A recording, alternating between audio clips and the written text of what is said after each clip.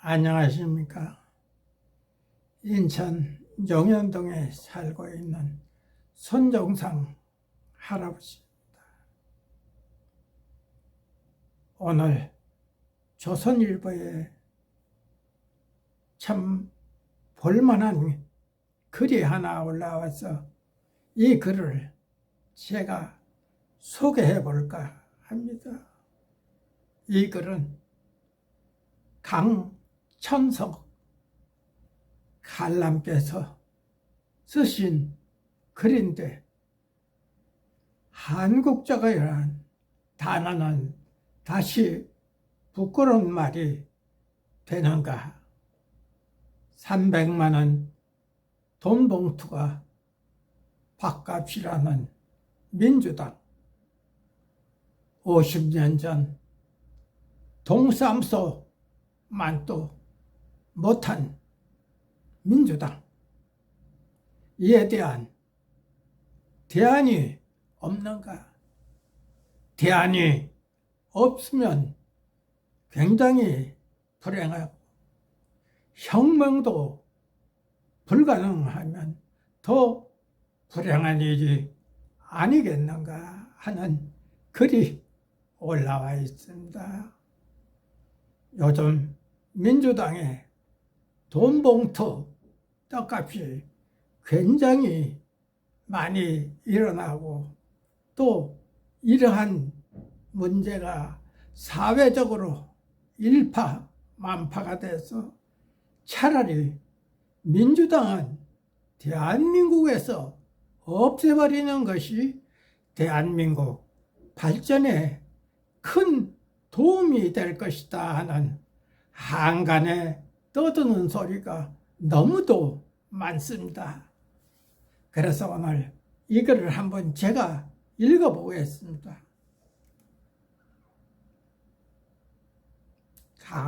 강천석 관람. 한국적이라는 단어는 다시 부끄러운 말이 되는가. 300만 원 돈 봉투가 밥값이라는 민주당, 50년 전 동사무소만 못해 혁명 밖에는 대안이 없으며, 혁명이 불가능하면 더 불행한 일이다. 참 기가 막힌 일입니다. 이거 혁명을 해야 될 그러한 절박한 시점에 우리나라가 지금 처해 있는 것 같아요. 국가 이미지 변화는 개인의 이미지 변화와 비슷한 곡선을 그린다. 활기차게 뻗어갈 땐 모든 게 장점처럼 빛나 보인다. 그러다 기세가 꼬꾸라지면 장점은 하찮고 시들해지며 단점은 확대돼 눈앞에서 다가선다. K-팝, K-시네마, K-드라마, K-클래식 등이 세계 무대에서 화려한 조명을 받자 한국 단점조차 장점인 양 몸값이 올랐다. 무법과 무질서를 활기로 무대를 친 건감으로 기초 다시기를 건너뛰는 건성과 대충을 한국식 속도감으로 예찬하는 외국인의 이빨림 칭찬에 어깨를 으쓱거리는 모습이 드물지가 않다. 대문자 K는 한국적이라는 단어로 바꿔낄 수가 있다. 사실 한국적이란 낱말은 오랜 세월 분명히스럽고 부끄럽고 감추고 싶은 현상을 가리키는 말이었다. 한국적 민주주의는 독재를, 한국적 시장경제는 정치와 기업이 결탁한 천민 자본주의를, 한국적 시간관념은 약속 시간을 지키지 않는, 대수롭지 않게 여기는 코리안 타임이라는 뜻이었다. 정치 행사, 각종 관청의 민원 처리 과정에서 밥값, 떡값, 명목으로 돈 봉투를 호줌에 찔러주는 형태도 한국적인 관행으로 여겨졌다. 지금 한국구청과 동사무소 민원서류 발급은 세계에서 가장 빠르고 투명하다. 지역, 시골 고등학교 졸업 증명서까지 떼어준다.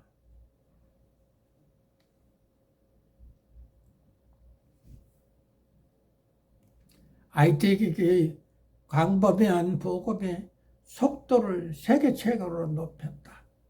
그럼 그것의 돈 봉투는 언제 어떻게 사라지고 투명성을 확보하게 되었을까?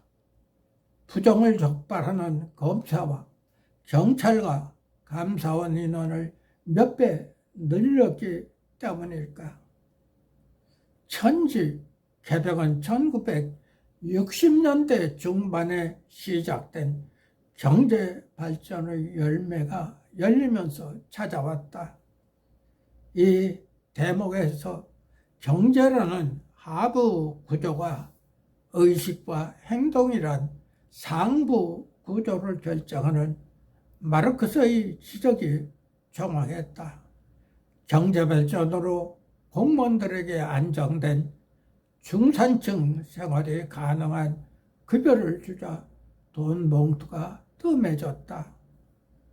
퇴직자를 위한 공무원 연금제도가 정비되면서 돈 봉투의 유혹에 넘어가는 노후를 망치는 경우는 급감했다.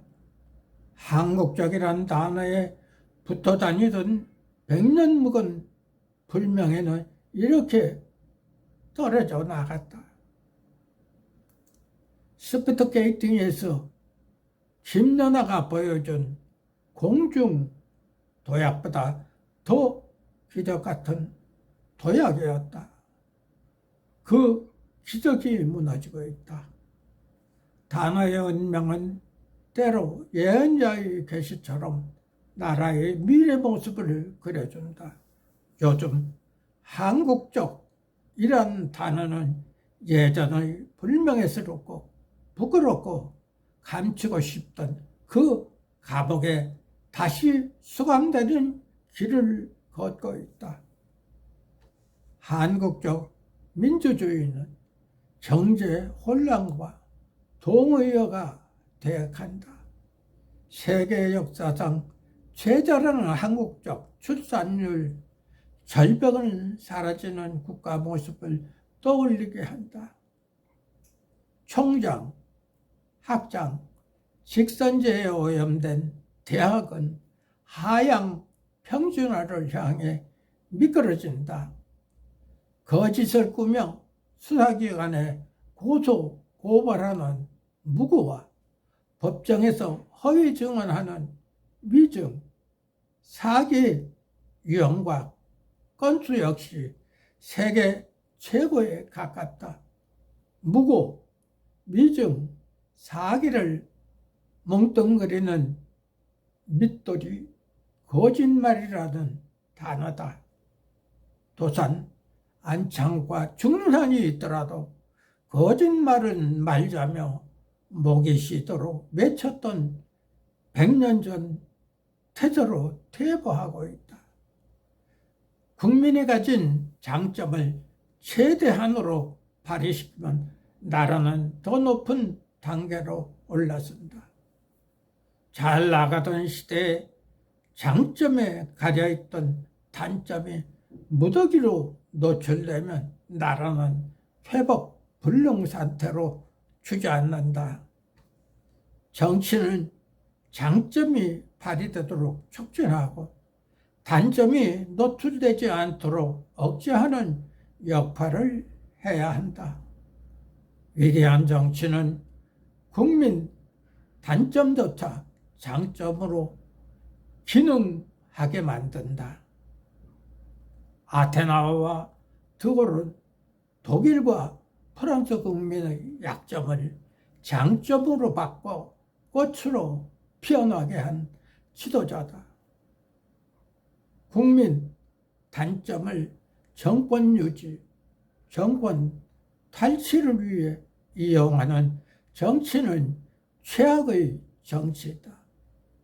민주당 이재명 대표의 거짓말은 이제 새 소식이 아니다. 그가 참말을 하면 몇 년 만의 참말이라고 그게 뉴스가 되는 현실이다.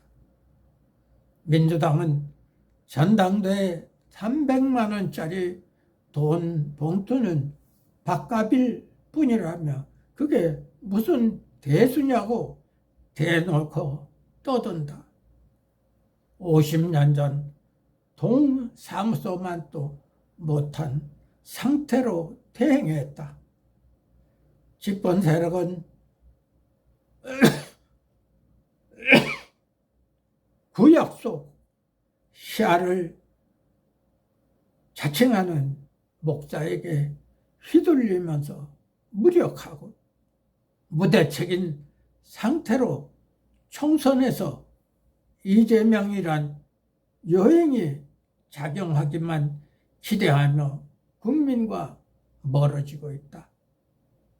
국민밖에 희망이 없다는 말은 절망스럽다는 뜻이다. 혁명밖에 대안이 없는 정치는 불행한 정치이다. 그러나 혁명조차 불가능한 정치는 더 불행한 나라를 만든다. 발밑이 무너지고 있다. 이렇게 끝을 맺었습니다. 참 이런 글들을 국회에 걸어놨으면 얼마나 좋겠습니까? 국민들은 하루하루가 불안합니다. 또한 부정선거 밝혀달라고 지난 선거에서 윤석열 대통령의 표를 주었던 거의 70대 이상의 국민들은 현재 정부도 환영을 하지 않고 있어요. 부정선거 놔놓고 민주주의가 가능하겠습니까? 이 부정선거 파헤치지 못하고 걸어가고 있는 현 정부에 대해서도 사실은 국민들의 불만이 엄청 많다는 것을 현 정권은 알고 있어야 된다고 저는 생각을 하고 있어요. 하루속히 4.15 부정선거 파헤쳐야 됩니다. 지금 4.15 부정선거에 의해서 당선된 국회의원들이 국회에서 저러고 지키고 있으니까 나라가 엉망진창 아닙니까? 이런 현실을 국민 대다수는 알고 있어요. 그런데 이 정부에서는 전혀 꿀먹은 벙어리 마냥 부정선거는 일절 발설도 하지 않으니까 국민들이 이 정권에 대해서 적극적으로 호응을 하지 않고 있는 겁니다. 윤석열 대통령 탄생 전에 선거를 할 당시에 국민 60% 이상이 대통령을 지지했던 것 아닙니까? 그와 동시에 새로운 정부가 탄생하고 나니까 초기부터 국민 지지율이 30% 초반도 되지 않는 그런 결과를 가져오지 않았어요. 이 늙은이 사실상 참 불만이 많습니다. 이런 불만을 가진 국민들이 입을 딱 닫고 지금 그냥 있지만은 얼마나 속이 상하겠습니까? 저는 몇 번 총리실에도 부정선거 밝혀달라고 글을 올려요. 심지어 대통령께도 이 글을 좀 도와주십시오 하고 글도 올렸어요. 그 글이 페이스북에서 계속 올라가고 있지만은 부정선거에 대한 이런 당부도 없습니다. 저와 같은 이야기를 하고 싶은 국민이 얼마나 많겠습니까? 입이 없고 눈이 없어서 못하는 거 아닙니다. 저 같은 늙은이나 이렇게 방송에서 앞뒤 모르고 떠들고 있습니다만은 이 떠들고 있는 상태를 보시는 분들은 좀 더 나라에 똑똑하신 사람들은 나서서 대한민국 부정선거 파헤쳐서 다음 선거 때 절대적으로 부정선거 하지 못하도록 해줬으면 대단히 좋을 것 같아요. 제가 이런 방송을 하다 보면 다혈질이 되어서 그런지 못해요. 속에서 우라통이 터져 나오는 말을 그냥 다 해버리니까 실질적으로 보는 분들이 어떻게 생각하실는지 모르지만은 참 대한민국 새롭게 탄생하지 않는다면 부정선거 파헤쳐서 부정선거 앞으로 하지 못하게 만들어야 올바른 대한민국이 되겠다 하는 생각에서 오늘 이 늙은이, 내일 모레 죽을 늙은이가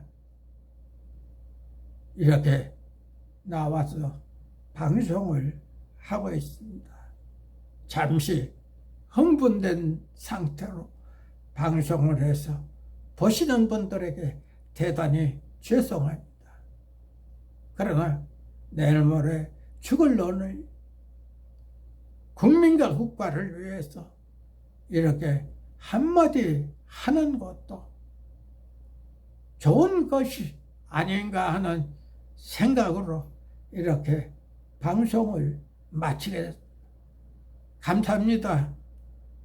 여러분들의 많은 성원 있어서 저와 같은 사람들이 방송을 하면서 좀 국민들 마음에 시원하게 만들어주는 그런 분들이 좀 많았으면 대한민국이 바뀌어지지 않을까 하는 그런 생각입니다. 감사합니다. 방송을 마치겠습니다.